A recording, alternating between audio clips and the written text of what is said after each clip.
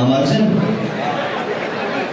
તો સૌથી પહેલા બધાને હું વિનંતી કરીશ કે ક્યારના બેઠા છો એટલે આપણે ગુજરાતી ભાષામાં ભામાનમાં થવું પડે. તો બે હાથ ઊંચા કરીને જય ઘોષ કરવાનો છે. બે હાથ ઊંચા કરો બધાય અને પૂરી તાકાતથી ભારત માતા કી. આપ સૌનો ખૂબ ખૂબ આભાર કે આપ સૌ આપનો કિંમતી સમય કાઢીને ખાસ કરીને આટલી મોટી સંખ્યામાં બહેનો અહીંયા વાત સાંભળવા માટે, વિચાર સાંભળવા માટે, કંઈક નિર્ણય લેવા માટે આવ્યા છો આપ બધા અને બહેનો બધાનો હું ખૂબ ખૂબ આભાર માનું છું. સૌને હું પ્રણામ કરું છું. આજે આપણે લોકસભાની ચૂંટણીના અનુસંધાનમાં ઇન્ડિયા ગઠબંધનના ઉમેદવાર તરીકે ભાઈ શ્રી હીરાભાઈ જોટવાના સમર્થનમાં એક અવાજ રજૂ કરવા માટે, ઇન્ડિયા ગઠબંધનનો વિચાર જાણવા માટે, આપણા સૌની વાત જાણવા અને સમજવા માટે એકઠા થયા છે. ત્યારે સૌથી પહેલા એ વાતનો જવાબ આપવો છે કે ઘણા ભાજપવાળા ટીકા ટિપ્પણી કરે છે, મશ્કરી કરે છે, એફએલ કોમેન્ટો કરે છે કે તમે તો એકબીજાનો વિરોધ કરતા હતા અને આ ભેગા કેમ થઈ ગયા? તમે તો એમ કહેતા હતા કે કોંગ્રેસ પાર્ટી વાળા આવા છે, કેમ એની ભેગા થઈ ગયા? કોંગ્રેસ વાળા તમને આવા તેવા કહેતા હતા, કેમ ભેગા થઈ ગયા? આવા પ્રશ્નો ભાજપના માણસો પૂછી રહ્યા છે. મારે એમને જવાબ આપવો છે કે કેમ ઇન્ડિયા ગઠબંધન બનાવવામાં આવ્યું? આપણે બધા સોસાયટીમાં, ગામમાં, ફળિયામાં, મોહલ્લામાં રહેવા વાળા માણસો સોસાયટીમાં રહેતા હોય તો ઘણી વખત પાણી ઢોળવા બાબતે બાજુવાળાને મન દુઃખ થાય. કોઈએ ઘરે કૂતરું પાળ્યું હોય તો કૂતરાના કારણે બે પાડોશીમાં ડખો થાય. છોકરા ક્રિકેટ રમતા હોય તો ક્રિકેટને લઈને માથાકૂટ થાય. વાળવાનું, સાફ સફાઈ કરવાને લઈને મતભેદ થઈ જાય. એકબીજા પાડોશી હારે કોઈ ઊંચીની વસ્તુ લેવા દેવામાં મતભેદ થઈ જાય. પણ આપણા પાડોશીના ઘરે કંઈક તકલીફ આવે, કોઈ માંદું પડે કે આગ લાગે તો પહેલો મદદનો અવાજ આપણા પણ ઘરમાંથી જ નીકળે. આપણે આપણા બાજુવાળા હારે ગમે એવી તકલીફ હોય પણ બાજુવાળાના ઘરે આગ લાગે તો પહેલી પાણીની ડોલ આપણા ઘરેથી લઈ જાય કે આને પહેલા ઓલવો આવે. આ વાત સાચી છે કે ખોટી? ગમે એવી તકલીફ હોય, ઘર સળગતું હોય ત્યારે દુશ્મની ન જોવાય, પાણીની ડોલ લઈને દોડવા માંડવાનું હોય કે ડોલ નાખી આવું પહેલા. એમાં લોકશાહીને સળગાવવાનું, લોકશાહી ખતમ કરવાનું કામ આ ભાજપના અંધભક્તો કરી રહ્યા છે. ત્યારે દુશ્મની કે વાદ વિવાદ નહીં, પહેલા લોકશાહી બચાવવા માટે થઈને બધા ભેગા થઈને પહેલા લોકશાહી બચાવો. લોકશાહી બચાવવા માટે ભેગા થયા. આપણે ત્યાં નાના મોટા વાદ વિવાદ બધું હોય પણ બીજા માણસને મદદની જરૂર પડે, લોકશાહી બચાવવાની જરૂર પડે ત્યારે એક થવું, એક બનીને અવાજ ઉઠાવો એ નાગરિક તરીકે આપણી જવાબદારી છે. અને આપણને કેમ એવું લાગે છે કે ભાઈ લોકશાહી ખતરામાં છે? ભાજપવાળાને એ પ્રશ્ન થાય છે કે લોકશાહી ખતરામાં કેમ? લોકશાહી ખતરામાં એટલા માટે છે કે 2014 પછી ભાજપની સરકાર મોદીના નેતૃત્વમાં કેન્દ્રમાં 2014 થી લઈ અને 2024 ની વચ્ચે સીબીઆઈ અને ઈડીએ દેશના વિરોધ પક્ષના સૌથી મોટા 25 નેતાઓની ઉપર રેડ પાડી અને નરેન્દ્ર મોદીએ, અમિત શાહે અને આખા ભાજપવાળાએ 25 નેતાઓ ઉપર માછલા ધોયા, કરોડો રૂપિયાના ભ્રષ્ટાચારના આરોપ લગાવ્યા, ધરપકડો થઈ, જેલમાં પૂર્યા. 25 નેતાઓ વિરોધ પક્ષના હતા, કોઈ આમ આદમીનો, કોઈ કોંગ્રેસનો, કોઈ બીજી પાર્ટી. 25 નેતાઓ પર સીબીઆઈની, ઈડીની રેડો પડી, જેલમાં પૂર્યા, ભ્રષ્ટાચારના આરોપ લાગ્યા અને પછી અચાનક 25 માંથી 23 લોકો ભાજપમાં જોડાઈ ગયા. બધા આરોપો માફ થઈ ગયા, સાફ થઈ ગયા, આજે પવિત્ર બની ગયા. સીબીઆઈ એટલા માટે બનાવી કે ભ્રષ્ટાચાર રોકી શકાય, ક્રાઇમ રોકી શકાય. એના બદલે ભાજપવાળાએ સીબીઆઈ નો ઉપયોગ બીજી પાર્ટીમાંથી માણસ ઉઠાવીને ભાજપમાં નાખવા માટે કર્યો. માટે લોકશાહી બચાવવાની જરૂર છે. અહીંયા બધા વ્યક્તિ હોય, કોર્પોરેશન, રોડ, રસ્તા, ગટર, પાણી, ઘણી સારી વાત કરી. લોકશાહી નહીં ને તો કયા રોડની વાત કરશો? પહેલા તો દેશમાં લોકશાહી છે થોડી ઘણી, છતાંય તકલીફ છે. જો ભાજપવાળા લોકશાહીનું ખૂન કરી નાખશે, લોકશાહી જ નહીં વધવા દે તો કયો રોડ ને કયો રસ્તો ને કયું પાણી ને કયો નેતા? આજની તારીખમાં તમે જુઓ 412 લાવું જે હોય ભાજપવાળા 412 ગેસનો બાટલો 1400 પાર, પેટ્રોલ 100 પાર, છતાંય કે લાવું 400 પાર.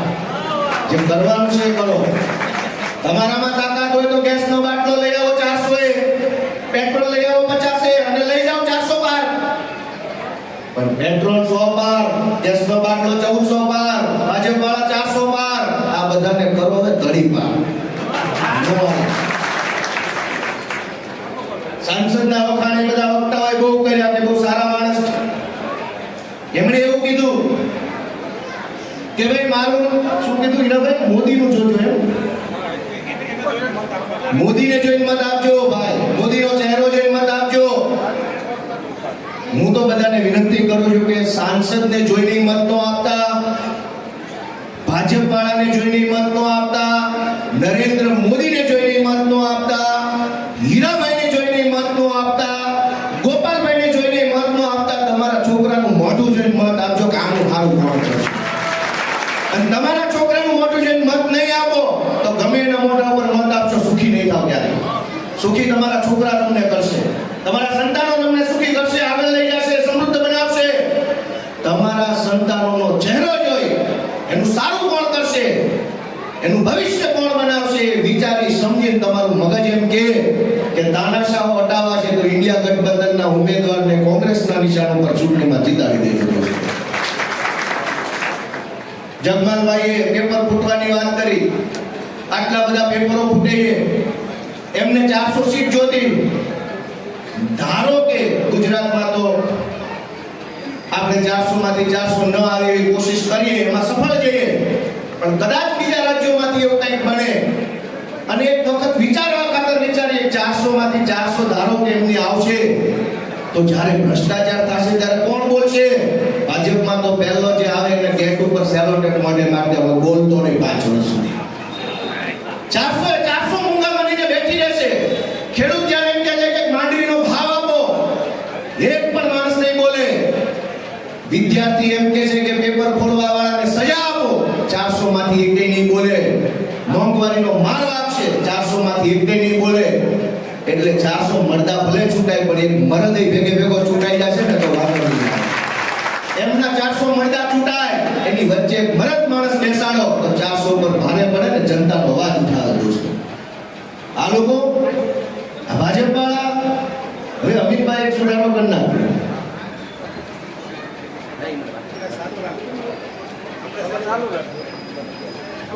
ચાલુ નથી રાખવાનું, ભાજપ વાળાનું પૂરું કરવાનું. ચાલુ રાખો. હીરાભાઈને બીજી સભામાં હાજરી આપવાની હોવાથી જાય છે, મને એમ કીધું ચાલુ રાખજો. દોસ્તો આ ભાજપ વાળા લોકો ધ્યાનથી સાંભળજો, બહુ ગંભીર બાબત છે કે રામના નામે મત માંગવા નીકળ્યા છે. રામ તો માત્ર હિન્દુઓના નહીં, આખી દુનિયાના આદર્શ પુરુષો, મર્યાદા પુરુષોત્તમ કહેવાના. એટલા માટે કે એમણે બોલીને નહીં, જીવીને દુનિયાને સંદેશ આપ્યો કે આવા આદર્શ ભર્યું જીવન જીવાય. રામના નામે ભાજપ મત માંગે છે, પણ રામ કેવા હતા કે આગલા દિવસે રાત સુધી નક્કી હતું કે રામ અયોધ્યાના રાજા બનશે. સવારે કહેવામાં આવ્યું કે ભાઈ હવે તમારે રાજા નથી બનવાનું. દશરથ રાજાએ કૈકેયીજીને જે વચન આપ્યું છે એ વચનને ખાતર હવે તમારે રાજા નથી બનવાનું. એ એક મુદ્દો, અને જંગલમાં વનમાં રહેવાનું છે એ બીજો મુદ્દો. રામે સવર્ષ હસતા હસતા સ્વીકારી લીધું, કાંઈ વાંધો નહીં. આ રામના નામે મત માંગવા વાળા લોકોની સામે ગુજરાતનો રાજપૂત સમાજ કે દિવસથી માંગણી મૂકે છે.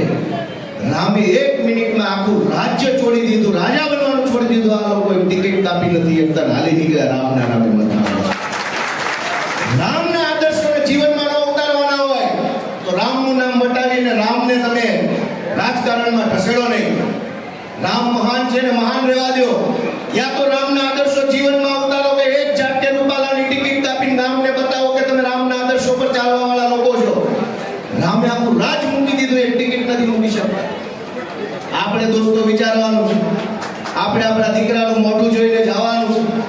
ઘણા બધા પ્રશ્નો પર ચર્ચા થઈ શકે એમ છે. દેશમાં આ લોકસભાની ચૂંટણી દરમિયાન ભાજપના કેટલાય બધા ઉમેદવારોએ એવા ભાષણ કર્યા છે કે 400 સીટો આવી જાય તો બંધારણ બદલી નાખવું છે.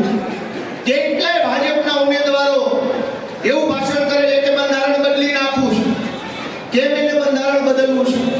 બંધારણ બદલીને શું કરવા માંગે કે આજ બધાએ કીધું કે સાંસદ સભ્ય આવતા નથી, જોવા મળતા નથી, મળતા નથી.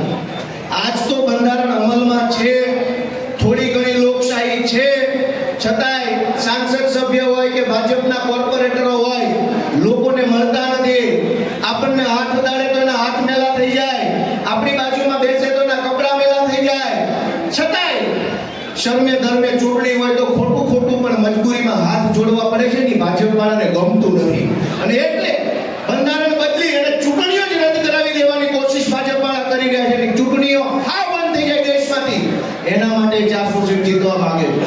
સુરતમાં ખતરો કર્યો, ચૂંટણી બંધ રહી, ભાજપના લોકો બિનહરીફ જીતી ગયા. વિસાવદરની અંદર ચૂંટણી બંધ રખાવી, દાદાગીરી તાનાશાહી કરીને ચૂંટણી બંધ રખાવી. ભાજપનો હવે પછીનો વિચાર દેશમાં ચૂંટણી જ ન આવે, ચૂંટણી આવે તો આપણે ભેગા થઈને બે ભાષણ કરીએ ને આવતા નથી, દેખાતા નથી કરીએ ને, ચૂંટણી જ ન આવે તો ક્યાં કોઈ પૂછવાનું છે દેખાના ન દેખાના. આપણે નક્કી કરવાનું છે કે આપણો એક મત એના માટે આપીએ, આપણા એક મતથી નક્કી થશે કે આવતી વખતે મત આપવા મળશે કે નહીં મળે, એ નક્કી કરવા માટે આ મત આપવાનો છે. આપણને ઘણી વખત એમ થાય કે મારા એક મતથી શું ફરક પડશે, હું દઉં ન દઉં શું ફરક પડશે, બધા હરખા છે, બધા ચૂંટણી ટાણે આવી વાતો કરે છે. પણ દોસ્તો, લોકશાહીને બચાવવી હજારો વર્ષોના સંઘર્ષ પછી આપણા વીર યોદ્ધાઓએ પોતાનું બલિદાન આપ્યા પછી આ લોકશાહી આપણને મળી છે. અને બાબા સાહેબ આંબેડકરે વર્ષોની મહેનત પછી આપણને વિશ્વનું સૌથી મહાન બંધારણ આપવાનું કામ કર્યું છે. આ બંધારણ અને લોકશાહીને બચાવવી એ આપણી પ્રાથમિક જવાબદારી છે. માટે દોસ્તો, આ ચૂંટણીમાં બંધારણ બચાવવા મત આપવાનું.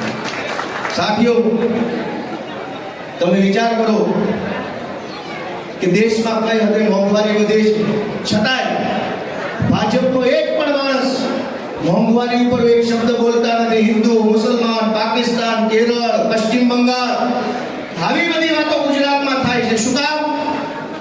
હું નાનો હતો ત્યારે મને યાદ છે કે પાર્લેજીનું જે પેકેટ આવતું એ આટલું મોટું આવતું, એક મેચ જેટલું લાંબુ આવતું. આ વાત સાચી છે? 25-30 વર્ષની ઉંમરના છે ખબર છે કે એક મેચ લાંબુ પાર્લેજીનું બિસ્કિટનું પેકેટ આવતું, 5 રૂપિયા. આજે પાર્લેનું બિસ્કિટ 5 રૂપિયામાં આવે છે, પણ અંદરથી 15 બિસ્કિટ કોક ખાઈ ગયું, આટલું ઊંધું 4 આંગળનું થઈ ગયું. આ 5 રૂપિયાના પાર્લેના બિસ્કિટમાંથી 15 બિસ્કિટ છાનામાના કોણ ખાઈ ગયું, કોણે ચોરી કરી એ બિસ્કિટને ખબર ન પડે, એટલે હિન્દુ મુસલમાનની ગેમની અંદર જનતાને ઉલઝાવવાનું કામ કરવામાં આવે છે. પણ દોસ્તો, આપણે જાગૃત રહી, સજાગ રહી અને આ ચૂંટણીની અંદર આગળ વધવાની જરૂર છે. હું બધાને આ વિનંતી કરું છું કે ઇન્ડિયા ગઠબંધનને જીતાડો. બની શકે કે તમને કેજરીવાલજી નો ગમે, બની શકે કે તમને રાહુલ ગાંધી નો ગમે, એવું બને ગોપાલભાઈ નો ગમે, એવું બને કે ઇન્ડિયા ગઠબંધન ન ગમે, પણ તમને આ ભારત દેશ ગમતો હશે, ભારતની લોકશાહી ગમતી હશે, ભારતનું સંવિધાન ગમતું હશે, એવી આશા સાથે વિનંતી કરું છું કે સંવિધાનને બચાવી લો. સંવિધાન હશે તો બીજી વાર ચૂંટણી આવશે, ત્રીજી વાર આવશે. સંવિધાન નહીં હોય તો ક્યારેય ચૂંટણી નહીં આવે. બધા વક્તાઓએ જૂનાગઢ કોર્પોરેશનની ચૂંટણીની ચર્ચા કરી. હું મહારાષ્ટ્રનો પ્રભારી છું આમ આદમી પાર્ટીમાંથી, અને મહારાષ્ટ્રમાં સૌથી મોટું મહાનગર મુંબઈ મહાનગર છે. છેલ્લા 3.5 વર્ષથી મહાનગરપાલિકાની ચૂંટણી જ નથી આવી. આમના એક આખી ટર્મ પૂરી થઈ જાય. આખા દેશમાં ભાજપે કોશિશ કરે છે કે ચૂંટણીઓ આવતી જ બંધ થઈ જાય તો હાથ જોડવા નહીં, ને જવાબ આપવો નહીં, ને હિસાબ આપવો નહીં, ને મેળાટોણા સાંભળવા નહીં. મહારાષ્ટ્રના મુંબઈમાં 3.5 વર્ષથી ચૂંટણી નથી આવી. વિસાવદરમાં ચૂંટણી નો આવી, સુરતમાં ચૂંટણી નો આવી. આખા દેશ લેવલે પ્રયોગ ચાલી રહ્યો છે. પ્રયોગમાં સફળ જશે તો કોઈ ચૂંટણી હવે પછી આવવાની નથી. કોઈ સભા, રેલી, કઈ ભાષણ થવાનું નથી. ચૂંટણીઓ આવતી રહે, આપણો અવાજ સંભળાતો રહે, આપણે જે બોલીએ એ વાત નેતાઓના કાન સુધી પહોંચતી રહે. એના માટે આ વખતે મત આપવાનો છે. ત્યારે ઇન્ડિયા ગઠબંધનને જીતાડી ભવ્ય વિજય બનાવો એવી મારી વિનંતી સાથે હું મારી વાત પૂરી કરું છું. આપ સૌનો ખૂબ ખૂબ આભાર.